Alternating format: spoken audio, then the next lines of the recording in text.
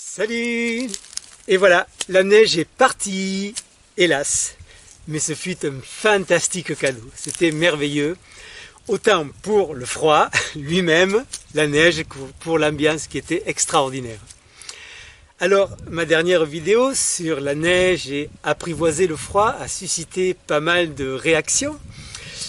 Et ce qui ressort généralement, c'est que ça paraît un peu de la science-fiction de pouvoir aller comme ça dans le froid. Et ça paraît ne pas être accessible à tout le monde. Et si justement c'est accessible à tout le monde, évidemment c'est comme jouer du piano, c'est pas accessible à tout le monde si on ne travaille pas. Si on ne pratique pas, c'est pas accessible. Dire ben, tu vas me jouer ça dans 15 jours même, non.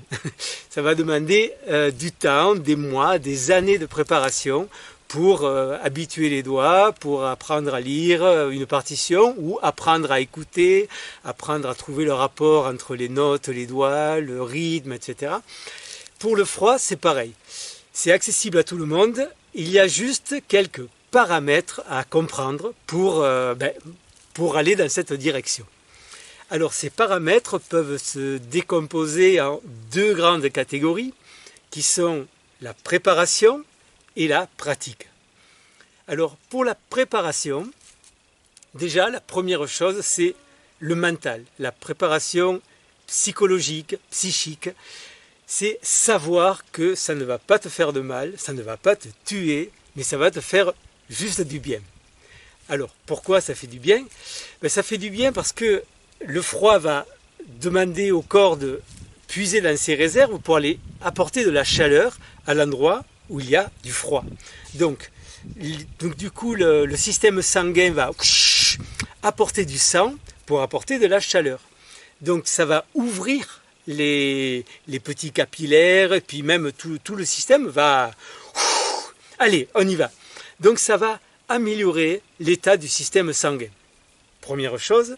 Ensuite, comme il va y avoir du mouvement en surface, donc au niveau de la partie sous-cutanée, cela va également faire bouger tout le système lymphatique. Donc la lymphe, c'est un liquide qui est aussi important que le sang et qui baigne tous les organes, qui baigne la peau, enfin on en a partout de la lymphe. Par contre, elle n'est pas activée par une pompe, comme le sang l'est pour le cœur, elle est activée juste par le mouvement. Et lorsqu'il y a du mouvement, donc c'est pour ça que c'est intéressant d'être dans le froid et aussi de bouger. Alors on peut bouger sans être dans le froid, on peut être dans le froid sans bouger et on peut être dans le froid en bougeant. Et donc tout ça, ça va activer le système lymphatique, donc il va y avoir du mouvement et ce mouvement va entraîner du nettoyage, une purification de la lymphe liée à l'activation du système sanguin. Il va y avoir vraiment un nettoyage important de la lymphe et du sang. Ça va activer également le système nerveux parce que le système nerveux, il est il se passe quelque chose là, il faut une réponse. Donc ça va connecter des choses, ça va l'activer, le rendre plus rapide. Et également, ça va mettre en jeu tout le système immunitaire. Alors le système immunitaire, on regroupe là derrière sous ce mot tout un tas de choses que la science ne connaît pas totalement. Simplement, c'est la capacité de réponse. Alors, elle est liée au système nerveux, au système sanguin, au système lymphatique, à la capacité à produire des globules rouges, etc. Et donc, ça va activer tout ce système-là. Ça va améliorer le temps de réponse du système immunitaire qui, une fois qu'il est activé, va pouvoir répondre à d'autres choses. Des virus, par exemple. Bon, je ne rentrerai pas dans le détail aujourd'hui. Mais en tout cas, si tu as peur des virus, la meilleure chose à faire, c'est de te remettre en état. Ce n'est pas d'utiliser un produit extérieur qui va te protéger contre les virus. La meilleure, et pour moi la seule vraie protection, c'est nous-mêmes. Donc, ça va activer plein de choses et aussi ça va mettre en route le système des graisses brunes Alors, j'en ai déjà un tout petit peu parlé, mais là je vais en parler un petit peu plus en détail. Les graisses brunes sont un des deux types de graisses que nous avons. Alors même pour certains, il y aurait plusieurs types de graisses, enfin plus que deux. Déjà avec deux, on a assez pour comprendre le processus. Il y a les graisses blanches, qui sont celles qui nous gênent, qui font les bourrelets, qui ne servent à rien, qui sont juste du stockage de déchets. Et il y a les graisses brunes, qui sont des graisses fluides. On peut en avoir beaucoup sans qu'elles soient visibles. Par exemple, les coureurs de fond, les marathoniens, utilisent l'énergie des graisses brunes pour pouvoir faire 40 km sans s'arrêter. Et donc c'est une réserve d'énergie hyper puissante, disponible dans la mesure où notre corps a appris à s'en servir et dans la mesure où bien sûr où il y en a. Donc si on passe la journée ou les jours de repos devant la télé, sur le fauteuil à manger des chips et qu'on passe notre semaine sur l'ordinateur, on accumule les graisses blanches, le système des graisses brunes n'est jamais mis en jeu, donc il n'y a ni fabrication des graisses brunes, ni utilisation. Donc le froid va activer ce système, va permettre la fabrication, va inciter le corps à fabriquer des graisses brunes et va donc aussi transformer des graisses blanches en graisses brunes. Tu me suis? Donc ça va transformer notre réserve de déchets en réserve énergétique.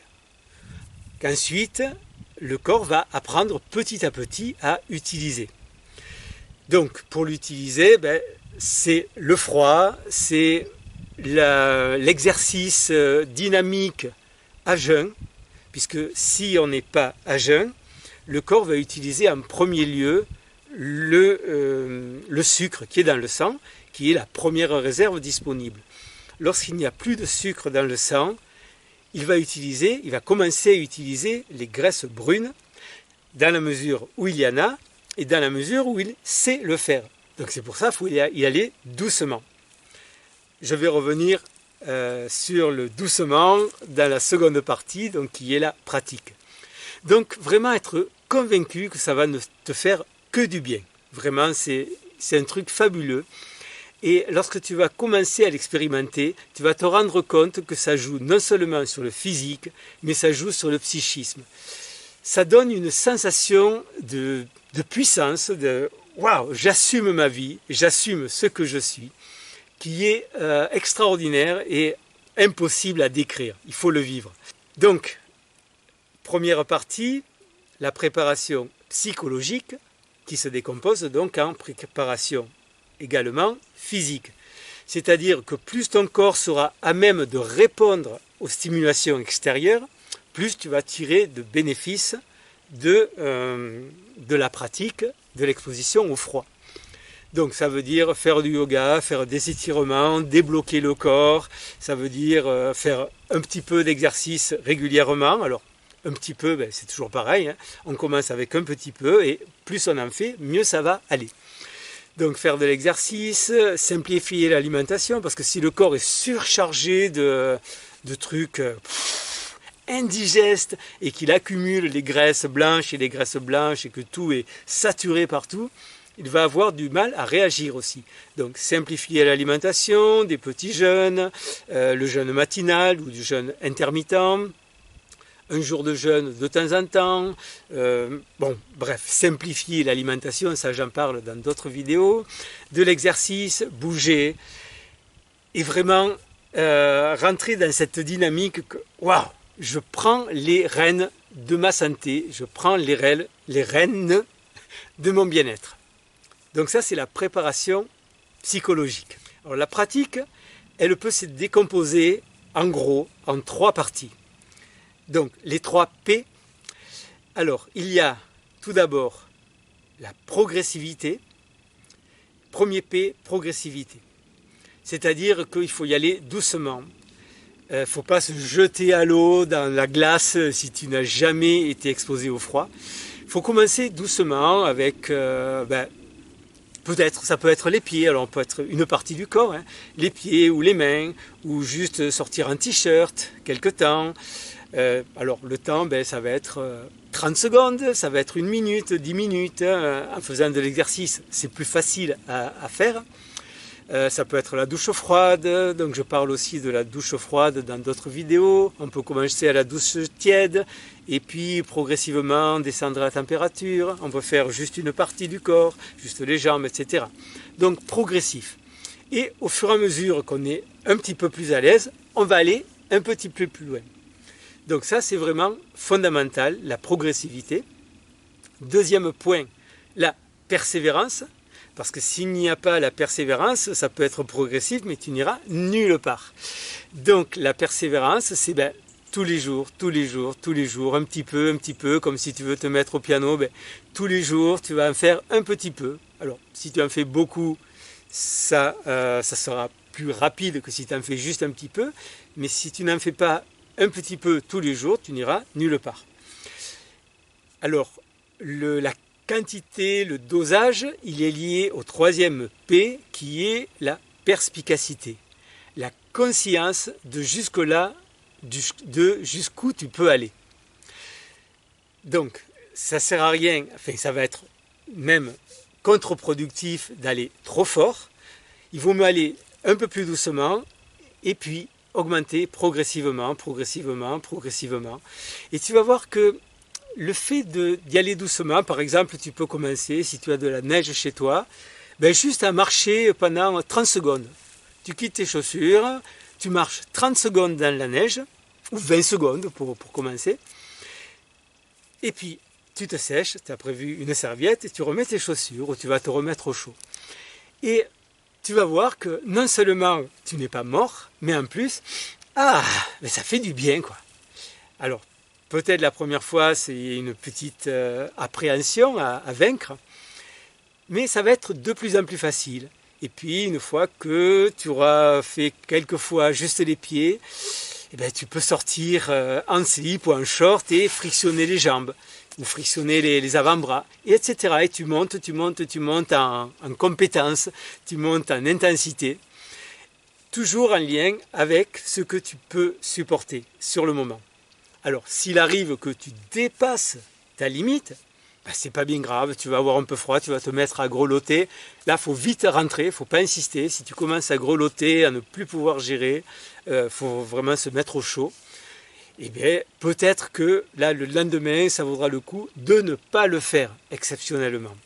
Et puis de s'y remettre doucement. Si vraiment tu persévères, donc progressivité, persévérance, perspicacité. Vraiment, c'est les 3 points fondamentaux. Donc, je récapitule. Préparation et pratique. Préparation mentale, préparation psychologique, on pourrait tout ça mettre en P. Préparation psychologique et préparation physique. Et ensuite, la pratique, progressivité, persévérance, perspicacité. Donc toujours être en lien avec ce que tu ressens et vraiment aller de plus en plus loin. Donc ça vaut le coup de regarder des vidéos de Wim Hof. Donc il y a des gens qui m'ont dit ouais mais là ce que tu fais c'est pas possible. Bon mais vraiment ce que je fais moi c'est accessible à tout le monde. Vraiment, sinon je ne ferai pas de vidéo parce que c'est pour dire que justement c'est possible. Ça fait partie des super outils de remise en forme que nous avons. Et Wim Hof, par contre, là, c'est un peu extraterrestre pour moi. Je ne suis pas du tout là, mais ça vaut le coup de regarder et de dire, bon, lui, il peut faire ça. Et puis, si tu cherches un peu sur des vidéos, sur Internet, tu vas trouver plein de gens qui sont dans cette démarche-là. Et tu vas voir qu'il y a plein de gens qui font la douche froide, qui font des bains froids, qui se baignent dans la glace, qui se roulent dans la neige. Et tu vas te dire, bon, ouais, s'ils peuvent le faire, je peux le faire aussi. Donc vraiment, ça vaut le coup de s'y mettre et de persévérer. Alors, il y a un truc qui est vachement intéressant aussi, c'est le principe de la douche écossaise. C'est-à-dire d'être bien au chaud, devant le poêle, dans un sauna, d'aller te mettre au froid un moment. Alors, le moment qui te paraît bien, c'est ce que font les Finlandais qui vont se rouler dans la neige au sortir du sauna. Et puis après, de revenir au chaud. Et puis repartir au froid. Revenir au chaud, repartir au froid. Et vraiment, ça fait que le corps, petit à petit, waouh, il se renforce, il sent que c'est facile. Psychologiquement, on se dit, bon, allez, un petit coup de froid, mais après, je reviens au chaud. Ça va être bien. Et puis, allez, je m'en remets un petit coup de froid. Et c'est vraiment une super manière, une superbe approche aussi. Une chose qui peut être bien aussi, c'est de faire juste une partie du corps. C'est donc juste les pieds par exemple, mais vraiment rester jusqu'à temps qu'on n'en puisse plus. Donc juste les pieds, alors dans l'eau froide, dans la neige, ça peut être de l'eau avec des glaçons, ça peut être tout ce qui est dans la rivière, hein, juste les pieds. Puis, ou alors juste les mollets.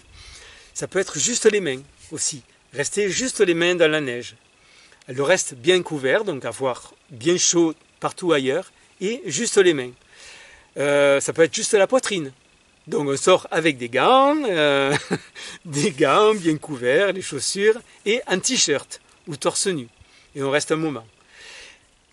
Tout est bon, voilà. Et chaque fois, pousser la balle un petit peu plus loin. Il y a un point vraiment fondamental, c'est la respiration. Donc, lorsque tu vas dans le froid, c'est important de bien respirer et surtout d'avoir la cage thoracique bien ouverte. Donc, quand je dis cage thoracique bien ouverte, c'est pas juste là, en fermant tout derrière, hein, parce que si je fais ça, comme quand on dit aux enfants, tiens-toi droit, hop, là c'est fermé au niveau des omoplates. Ça, c'est pas bon. Au contraire, il faut que l'arrière de la cage thoracique et le côté soient bien ouverts.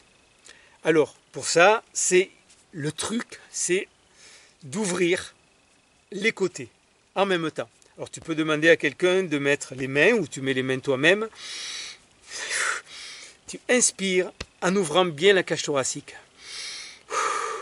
Alors, le truc ensuite, c'est de continuer à respirer, donc expirer, inspirer, expirer, inspirer, en gardant ses côtés ouverts.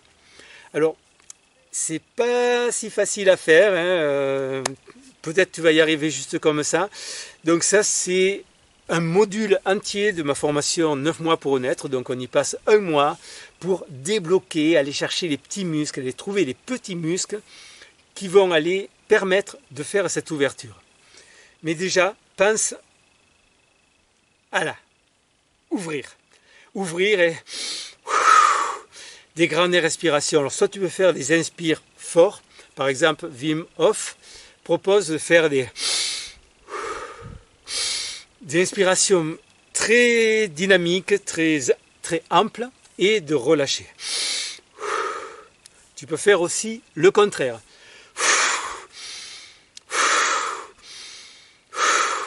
Tu peux faire le 2. Enfin, tu peux faire la respiration du feu. Bon, je ferai une vidéo exprès sur les respirations.